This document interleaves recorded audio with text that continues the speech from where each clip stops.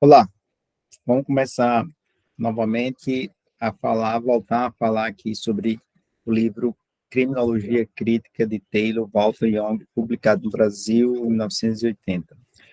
No vídeo anterior, já fiz uma abordagem sobre o que seria, para os autores, criminologia conservadora. Então, fizemos uma breve análise sobre criminologia conservadora e aprimorando também sobre correcionalismo criminológico. Então, agora nós vamos aprofundar um pouco e, na visão dos autores, vamos tratar o que seria, fazer um comparativo que eles consideram criminologia progressista versus criminologia crítica. E vamos fazer um parâmetro dessas duas abordagens para entender bem, com o objetivo de entender bem, quais são os elementos que caracterizam a criminologia crítica. Então, vou compartilhar aqui uma tela, espero que o vídeo seja curto, vamos dividi-lo em duas partes, para deixar mais didático possível. Um momento.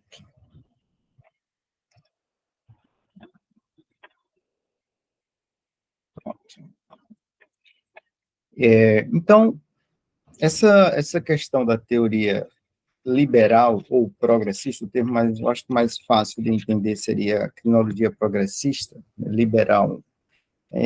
Melhor evitar para não confundir com o liberalismo econômico. Criminologia ou teorias progressistas versus a teoria crítica. Então, em que momento surge esse movimento crítico, ou a gente poderia chamar de criminologia radical ou nova criminologia? Nós estamos abordando aqui um livro de 1970, então, quando a gente falar em teoria crítica, nessa abordagem inicial, nessa primeira formação da criminologia, ainda com a forte conotação ideológica e ideal, melhor dizendo, essa criminologia, ela ainda é, de certa forma, vamos dizer, romantizada, ela ainda tem um forte componente romântico nela, de ideação. E nós poderíamos dizer que essa criminologia crítica, nesse primeiro momento, né, ela pode ser chamada, didaticamente, de nova criminologia, particularmente se referindo à criminologia europeia, ou criminologia radical, particularmente se referindo à criminologia nos Estados Unidos. Mas, de qualquer forma, você pode utilizar os três termos como sinônimos, as pessoas vão entender normalmente, ou seja, teoria crítica, criminologia crítica, que é o conceito mais abrangente, ou criminologia radical, ou nova criminologia. Então, para a gente entender como nós estamos com o livro de 1970, vamos deixar mais precisa a compreensão dessa criminologia. Estamos falando do surgimento da teoria criminológica crítica nos primeiros anos de sua formação, final dos anos 60, anos 70. Então, vamos chamar aqui de criminologia, essa criminologia de criminologia radical.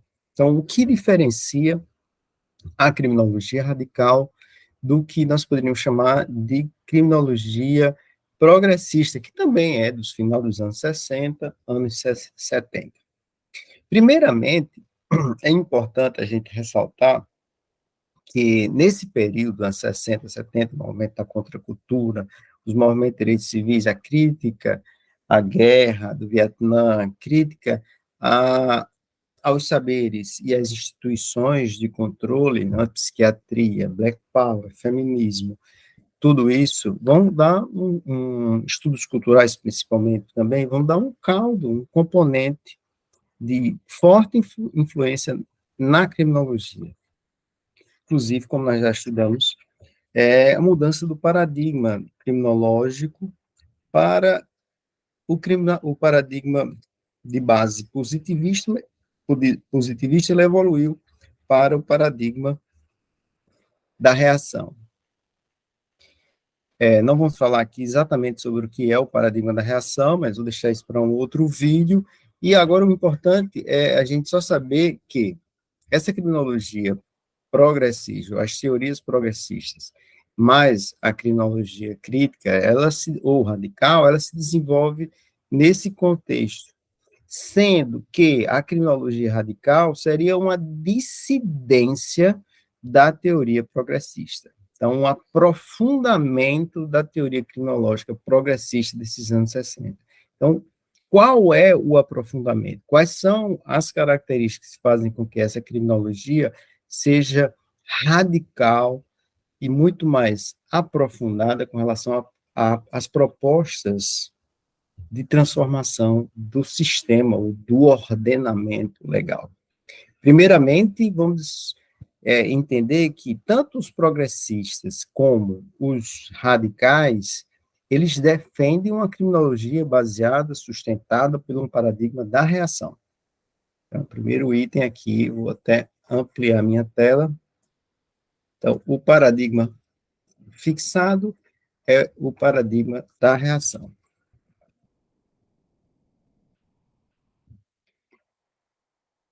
O que diferencia, né, vamos dizer, o uso desse paradigma na visão progressista e na visão crítica é que, entre os progressistas, há um forte componente objetivo de reformas do sistema legal.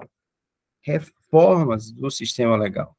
Enquanto os criminólogos radicais, que são dissidentes desse movimento, vão entender que essas reformas são insuficientes, elas não conseguem superar a contradição do sistema de justiça e logo eles propõem transformações sociais mais profundas. Enquanto nessa visão de reformas e de transformações, enquanto os teóricos, né, progressistas vão buscar romper o saber da autoridade, né, vão identificar as questões de opressão, os criminólogos radicais, eles também vão entender essa necessidade de romper a autoridade, o controle, o sistema de opressão. Só que eles vão propor algo mais profundo no que diz respeito a não aceitar o saber estabelecido, não aceitar a agência do sistema de controle e questionar profundamente essa estrutura, defendendo, então, a transformação de toda a concepção do que se entende por crime, por criminoso, por vítima, por sistema legal. Então, eles vão aprofundar a análise estrutural das questões que dizem respeito ao sistema de controle e criticar profundamente, ainda nessa primeira fase da criminologia, criticar profundamente, né, a utilização desse ordenamento legal em benefício exclusivo das classes dominantes. Eles também, os criminólogos radicais, eles também vão começar a defender justamente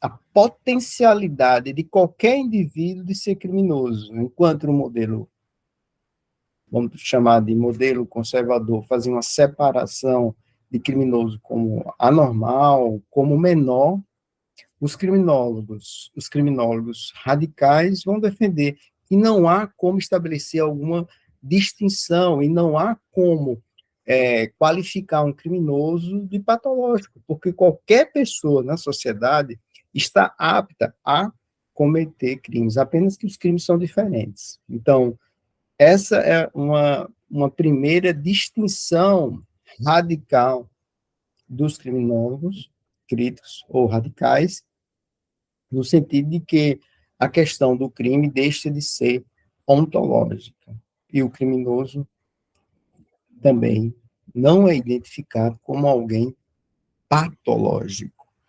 A definição, isso é próprio do paradigma da reação, a definição do que é crime depende de um processo de definição social, de relações, ou de um conjunto de interações face a face. A vítima. A vítima ocupa uma posição problemática nesse arranjo dos criminólogos críticos, porque muitas vezes ela é vista como uma pessoa de uma classe que se junta às agências de poder punitivo para perseguir o criminoso. E o criminoso, ele não é visto como sujeito inferior, mas ele é visto como um sujeito injustiçado. Ele é alguém que foi vitimizado pela uma estrutura de exploração dentro do sistema capitalista.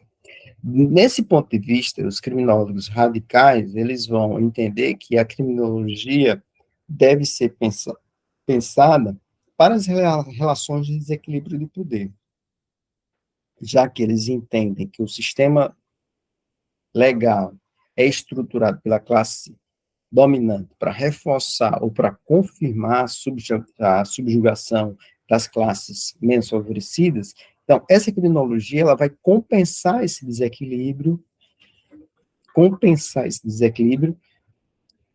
uma posição de rompimento da neutralidade, para que as classes menos favorecidas, né, sejam protegidas ou equilibradas, ou que tenham uma situação de equilíbrio em relação à estrutura da classe dominante. Basicamente, são essas, vamos dizer, as linhas, né, as linhas gerais da criminologia radical. Essa criminologia radical, então, ela não tem esse componente, como eu disse, de neutralidade, o que é advogado, era por outras criminologias, especialmente a conservadora. Ela tem uma importância, ela dá uma importância às questões dos grupos de pessoas vulneráveis, classe trabalhadora. E ela se distancia das criminologias, das teorias progressistas, porque ela assume essa parcialidade. Os progressistas, eles pensam nos grupos vulneráveis, mas eles não assumem essa parcialidade. Então, eles são mais radicais do que os criminólogos progressistas. Então, enquanto os progressistas mantêm uma certa indiferença para os grupos vulneráveis, não buscam superar a realidade de desequilíbrio em que essas pessoas vivenciam, os radicais se propõem a superar a realidade de opressão desses grupos vulneráveis. E, para isso, eles precisam romper o modelo de neutralidade do saber. E estabelecem, com isso, um sistema, né, que questiona a própria legalidade, questiona o sistema legal como um todo. Por hoje é só, vou fazer um outro vídeo complementando essas reflexões.